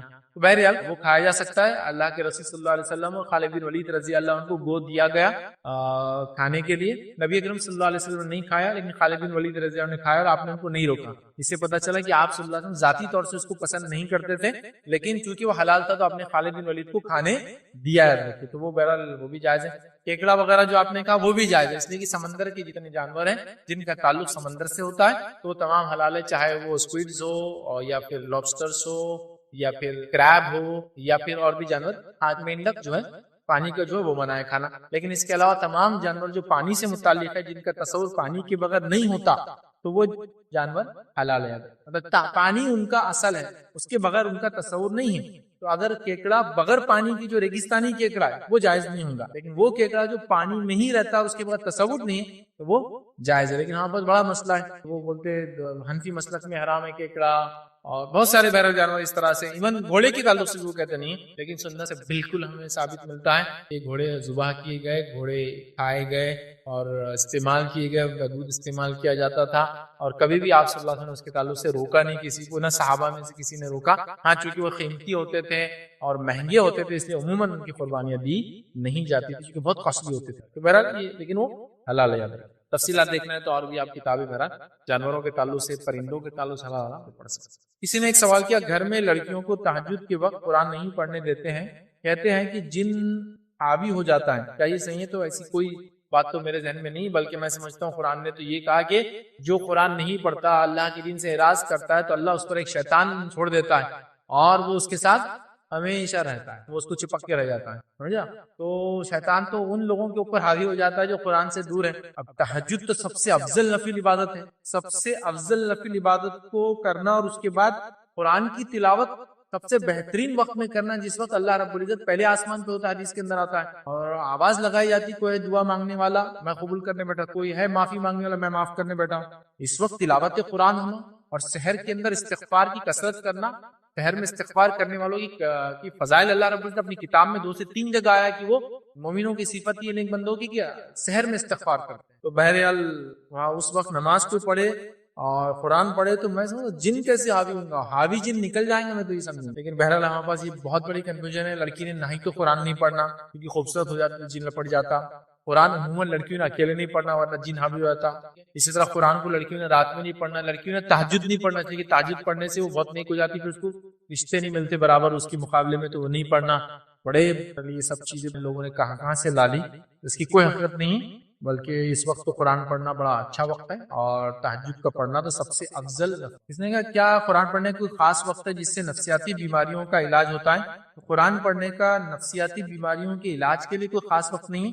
ہاں، قرآن پڑھنے کا افضل وقت میں کہہ سکتا ہوں فجر کا، اس لیے کہ فجر کے وقت کا قرآن پڑھنا فرشتے حاضر ہوتے. قرآن میں خود قرآن میں اللہ نے کہا کہ اس وقت قرآن پڑھنے میں فرشتے حاضر ہوتے، تو فجر کے بعد کا قرآن پڑھنا افضل ہے. لیکن کسی خاص وقت میں نفسیاتی بیماری کے لیے قرآن پڑھنا، قرآن سے مراد میں تلاوت قرآن سمجھا، قرآن کی مخصوص آیتوں کو مخصوص وقت میں پڑھنا علاج کے لیے وہ ثابت ہے. معوذتین کا پڑھنا، سورہ اخلاص، سورہ فلق، سورہ ناس کا 3 بار پڑھنا صبح اور شام کو، یہ تو مخصوص ہے. لیکن آپ بولے جنرل قرآن کی تلاوت تو اس کے لیے نفسیاتی بیماری خاص نہیں ہے، لیکن اس کا ایک افضل وقت فجر کا ہے اور بہت اچھا وقت ہے. تو فجر کی نماز کے بعد ہم کوشش کریں کہ ہم قرآن پڑھیں. فجر کے بعد کے وقت کا قرآن پڑھنا یہ مشہور، جس کے لیے ہم کہیں گے فرشتے گواہ ہوتے ہیں اس کے لیے. لیکن قرآن کبھی بھی پڑھا جا سکتا ہے. نفسیاتی بیماریوں کے لیے مخصوص صورتیں وغیرہ ہیں، لیکن قرآن کی تلاوت کے لیے ایسا کبھی پڑھا جا سکتا ہے. شیخ میرے سوال ہے کہ قرآن میں ایک آیت ہے جس میں مجھے بتایا گیا کہ قرآن ایمان والوں کے لیے ہدایت اور شفا ہے، تو کیا یہ نان مسلم کے لیے بھی ہے؟ مطلب اگر وہ پڑھیں گے انہیں بھی ہدایت ملے گی، شفا ملے گی؟ میں سوال کیا جو قرآن جو ہے مومنوں کے لیے شفا ہے، تو کیا نان مسلم اس سے بینیفٹ لے سکتے ہیں؟ لیکن نان مسلم بھی قرآن سے بینیفٹ ان جنرل سینس تو لے سکتے ہیں، لیکن مخصوص جو قرآن کے فائدے ہیں وہ صرف مومنوں کے لیے. وَنُنَزِّلُ مِنَ الْقُرْآنِ مَا هُوَ شِفَاءٌ وَرَحْمَةٌ لِّلْمُؤْمِنِينَ، مومنوں کے لیے ہے وہ خاص، ٹھیک ہے. لیکن نان مسلم کو بھی فائدہ ہوتے ہوئے دیکھا گیا، جیسا کہ اگر جن ہو، جادو کا اثر ہو، آپ رقیہ شریعہ پڑھیے، ان کو فائدہ ہوتا ہے اس کا، ٹھیک ہے. فائدہ تو ہوگا لیکن ریئل بینیفٹس. اور جو لوگ ظالم اپنے ظلم کرتے ہیں، حق کو جاننے کے بعد بھی انکار کرتے ہیں، تو وہ تو ظلم قرآن کو پڑھنا ان کے لیے اور اضافہ کر دیتا ہے ظلم کے اندر. کیوں؟ اس لیے کہ ان کا مقصد اس سے برائی کو حاصل کرنا یا اس کے ذریعے لوگوں کو گمراہ کرنا مقصد ہوتا ہے، قرآن کو لے کر اس کے خلاف شر کرنا ہوتا ہے. تو ان کے لیے تو پھر اس میں ظلم میں وہ زیادتی ہو جاتی ہے، ان کے لیے اللہ گمراہ کرتا ہے. لیکن عام طور سے جس کو ہم کہیں گے نان مسلم بھی اس کا فائدہ اٹھاتے ہیں، دیکھا گیا اس کے پڑھنے دم کرنے سے ان کو فائدہ ہوتا ہے. لیکن مخصوص قرآن جو ہے مومنوں کے لیے شفا اور رحمت ہے. حقیقی اگر فائدہ اٹھانا ہے کسی کو تو اس کو ایمان لانا ہوگا، تب وہ قرآن کا حقیقی فائدہ اٹھا سکتا ہے. جو قرآن ہم پڑھتے ہیں عربی میں، اگر ہم اس کا ترجمہ پڑھیں گے اگر تو کیا وہ بھی شفا اور اجر؟ بھائی نے سوال کیا کہ قرآن پڑھے تو خالی اس کا ترجمہ پڑھے تو اس کے لیے اجر و ثواب ہے. دیکھیے قرآن کا ترجمہ کوئی انسان اس نیت سے پڑھے کہ میں اس پہ عمل کروں گا تو اجر و ثواب اس عمل کا ملے گا. لیکن قرآن کے الفاظ کا تو ایسا ہے کہ انسان سے تلاوت کرے بھی تو اجر ہے. جیسا اس کو سمجھ میں نہیں آ رہا یا ابھی عمل بھی نہیں کرنا چونکہ سمجھ میں نہیں آتا، اس کو خالی پڑھ رہا ہے تو بھی ہر حرف پہ 10 نیکی ہے. لیکن جہاں بولے ترجمہ تو ترجمے کو اس نیت سے پڑھے کہ میں عمل کروں گا تو اس کا اجر ہے. لیکن میں ریکمنڈ یہ کروں گا ہمیشہ عربی پڑھ کے ترجمہ پڑھنا چاہیے اور عربی میں ہی پڑھنا چاہیے. وہ جو ہمارے پاس کیا ہوتا ہے وہ ہندی انگلش رومن قرآن آ گیا، الحمدللہ تو ALHUMDU کیا اس کو رومن ہی بولتے ہیں الحمدللہ. پھر ہندی میں تو الفاظ لکھے ہوتے ہیں وہ بھی نہیں آتا کہ وہ کچھ دن سپورٹ ہو سکتا ہے کہ انسان نے اسلام قبول کیا یا ایک انسان نے بالکل ابھی نیا شروع کیا اسلام کو سمجھنا ہے تو مسلمان لیکن اب زبان نہیں آتی تو ابھی سیکھیں گا تو تب تک تو میں کہوں گا کیا بولیں گے سپورٹ جیسا سپورٹ سسٹم ہے جس سے معاملہ چل جائے گا، لیکن وہ ریئل سسٹم نہیں ہے تو اس کو عربک سیکھنا ہی پڑے گا. تو لہٰذا عربی کا اگر ترجمہ پڑھتا ہے اس نیت سے کہ عمل کرے تو ٹھیک ہے. ریکمنڈیشن میری ہے کہ عربی پڑھے پھر ترجمہ پڑھے تو 2 فائدے ہوں گے، عربی پڑھنے کا فائدہ پھر ترجمہ پڑھنے کا فائدہ. ریکمینڈڈ یہ، لیکن ضرورت کے تحت صرف اگر ترجمہ پڑھنا چاہتا ہے تھوڑا مسئلے کو دیکھنا جاننا وہ بھی درست ہے. لیکن ہمیشہ کا معمول ہے خالی ترجمہ پڑھ رہا ہے عربی نہیں تو پھر نہیں، عربی پڑھے پھر ترجمہ پڑھے تو عربی پڑھنے کا ثواب، ترجمے پہ پڑھ کے عمل کرنے کا ثواب، اور خالی عربی پڑھے تو عربی پڑھنے کا ثواب. اس نے سوال کیا اکثر عورتیں خاص ایام میں بچوں کو پر دم نہیں کرتی ہے ناپاکی کی وجہ سے، تو کیا یہ صحیح ہے یا دم کر سکتی ہے؟ دیکھیے عورتیں اپنے خاص ایام میں حیض میں، ماہواری میں، مینسس میں بچوں پہ دم کر سکتی ہے. پڑھ کر دم کرنے کی حد تک کوئی کنڈیشن نہیں ہے. تلاوت نہیں کریں گی، پورا قرآن ہاتھ میں نہیں لیں گی، لیکن تمام حفاظت کی دعائیں، دم وغیرہ سب کر سکتی ہے، اس میں کوئی دو رائے نہیں۔ جیسا بچوں کو نظر بد سے حفاظت کے لیے سورہ فلق سورہ ناس پڑھنا قرآن کا حصہ ہی، لیکن وہ بالکل دم کر سکتی ہے پڑھ کے، حالانکہ وہ مخصوص ایام میں اس سے کوئی روک ٹوک نہیں۔ آپ کو بولے گا نہیں یہ کیسا ہو سکتا، اللہ کا ذکر کیسے کر سکتے مخصوص ایام میں، یہ تو بالکل درست نہیں، حفاظتی دعائیں کیسے پڑھ سکتے؟ آئی ماں عائشہ کا واقعہ سنی۔ ماں عائشہ جہاں حج میں تھی نبی اکرم صلی اللہ علیہ وسلم کے ساتھ، اور ماں عائشہ بیٹھی تھی اور آپ رو رہی تھی ایک مقام پر، اللہ کے رسول صلی اللہ علیہ وسلم پہنچے اور کہا عائشہ کیوں رو رہی ہو؟ تو کہا اللہ کے رسول صلی اللہ علیہ وسلم ہم کو آپ کے ساتھ حج کرنے کا موقع ملا اور مجھے حیض آ گیا، تو کہا تم طواف چھوڑ کر باقی سارے عمل کرو۔ حج میں کیا کیا نہیں ہوتا بتاؤ، عرفے کے اندر کتنی دعائیں کرتا ہے انسان، عرفہ بولے تو وہ اس کی ایک ہی عبادت ہے، صرف دعا، اس میں کوئی نماز نہیں، کچھ بھی نہیں، اس کی عبادت دعا، اور سب سے افضل دعا ربنا آتنا فی الدنیا حسنۃ وفی الآخرۃ حسنۃ وقنا عذاب النار، جو قرآن کی آیت ہے نا۔ تو کہا کہ طواف چھوڑ کر سب کچھ کرتی رہو، طواف چھوڑ کے سب کچھ کیا انہوں نے، پورا حج اللہ کی حمد و ثنا، بڑائی، کبریائی، ساری چیزیں، چاہے وہ عربی جو آیت حدیثوں میں جو ملتی دعائیں وہ ہیں یا پھر قرآن کی آیت، تو عرفہ میں دیکھ لیجئے تو وہ کرتی رہی۔ اس کے بعد جب آپ حیض سے پاک ہوئی تو آپ نے اگر کا کیا کرو، تو آپ نے فلاں مقام پر بتایا وہاں جاؤ اور وہاں جا کے غسل لو اور پھر احرام مطلب نیت کر کے وہاں سے آ جاؤ۔ وہ عورتوں کے لیے جن کو حج یا عمرے میں جائے اور حیض آ جائے تو ایک مخصوص مقام پہ جا کے اپنے آپ کو ریڈی کر کے آنا پڑتا ہے، اس کو مسجد عائشہ بولتے ہیں اس جگہ کو آج۔ آپ سمجھے بات کو؟ تو لہٰذا انہوں نے کیا، تو آپ بالکل کر سکتے ہیں حفاظت کی دعائیں جو کہ قرآنی آیتوں کی شکل میں ہو سکتی ہے، بالکل آپ وہ کر سکتے ہیں۔ یہاں تک کہ کوئی کتابیں دینی کتاب کے بھی آپ حیض کی حالت میں پڑھ سکتی ہے، ان دینی کتابوں میں حدیثیں ہوں گی کوئی مسئلہ نہیں، دینی کتابوں کے اندر قرآنی آیتیں ہوں گی اس میں بھی کوئی مسئلہ نہیں۔ یہاں تک کہ علماء کے فتوے تو اس درجے تک ہے کہ اگر عورتوں کو حیض لمبا آتا ہے اور وہ حافظہ بن رہی، حفظ کر رہی ہے، اور 8-8 دن 9-9 دن کا بھی اتنا لمبا آتا ہے جس سے وہ حفظ بھول سکتی ہے، تو کہا اس میں بھی ریپیٹ کر سکتی ہے، اس لیے کہ وہ مجبور ہے، اگر وہ نہیں کریں گی تو بھول جائیں گے۔ ماں عائشہ کے دوسرا واقعہ ہے، اللہ کے رسول صلی اللہ علیہ وسلم آپ نے کہا مسجد نبی میں جا کے وہ چیز لاؤ، انہوں نے کہا اللہ کے رسول صلی اللہ علیہ وسلم میں حائضہ ہوں، تو آپ سے ان کا حیض تیرے ہاتھ پر نہیں آتا ہے، میں جو کام بول رہا ہوں اس کا کوئی تعلق نہیں، آپ جاؤ خالی اتنا کام کر کے نکل جاؤ۔ اسی سے علماء لکھتے ہیں کہ مسجد سے گزرنا حائضہ عورت کا، جبکہ ایسا ڈر نہ ہو کہ اس کے حیض کا خون مسجد میں گرے تو کوئی مسئلہ نہیں، گزر جانا۔ اسی بیسس پر علامہ ابن تیمیہ رحمہ اللہ نے یہ فتویٰ دیا تھا کہ وہ عورتیں جو حج میں آتی ہے اور اب طواف ودا ہے کیونکہ اس کا پارٹ ہے، حج کا رکنا ہے، اور اس وقت اس کو حیض آ جائے، پورا حج تو اس نے کر لیا، اب جاتے وقت حیض آ جائے، قافلہ اس کا رک نہیں سکتا ہے، اکیلی وہ مکہ میں رہ نہیں سکتی، آج کے دور میں بولیے اس کا ویزا نہیں ہے، ایکسپائر ہو جائیں گا، اس کا گروپ چلے جائیں گا، وہ رک نہیں سکتی، اس اکیلے کی فلائٹ آگے پیچھے نہیں ہو سکتی ہے، تو ایسی حالت میں وہ کہتے ہیں کہ عورت اپنے آپ کو خوب صاف کرے اور اپنے آپ کو خوب اچھے سے بند کر لے، پیک کر لے تاکہ خون نہ گرے، اور اس حالت میں طواف کرے، چونکہ وہ رک نہیں سکتی۔ قافلے اس زمانے میں آتے تھے دور دور علاقوں سے، اب کوئی عراق سے آیا وہ تھوڑی رک سکتا ہے ایک عورت کے لیے، آپ سمجھ رہے بات؟ تو ان چیزوں کو سمجھنا ہے، ہم نے حیض کی ناپاکی کو اتنا خطرناک کر دیا کہ عورت کو اچھوت کر دیا پورا، بلکہ عورتیں سلام کا جواب بھی نہیں دیتی، سلام بھی نہیں کرتی کسی کو، صحیح تو سمجھ جاتا ہے اچھا سلام کے دن نہیں ہے ان کے، سب کر سکتی ہے، ایون قرآن کی تفسیر پڑھ سکتی ہے، پڑھنا ہے تو اس میں آیتیں آ جاتی ہے، کبھی علماء نے کیوں مثلا پورا قرآن ہاتھ میں نہیں لیں گی، پورا قرآن جو مصحف ایک ساتھ ہوتی ہے اس کو ہاتھ نہیں لگائیں گی، لیکن حفاظت کے لیے حفاظت آیت الکرسی پڑھ کے سنا سب کے لیے نا، کہ عورتوں کو چھوٹے 9 دن کے لیے فرشتہ نہیں میرا چلتا، ان کو 10 دن کے لیے، کسی کو 7 دن کے لیے، کسی کو 3 دن نہیں چلتا، حفاظت کی تو اب زیادہ ضرورت ہے ان کو، اس لیے کہ نماز سے دور ہے۔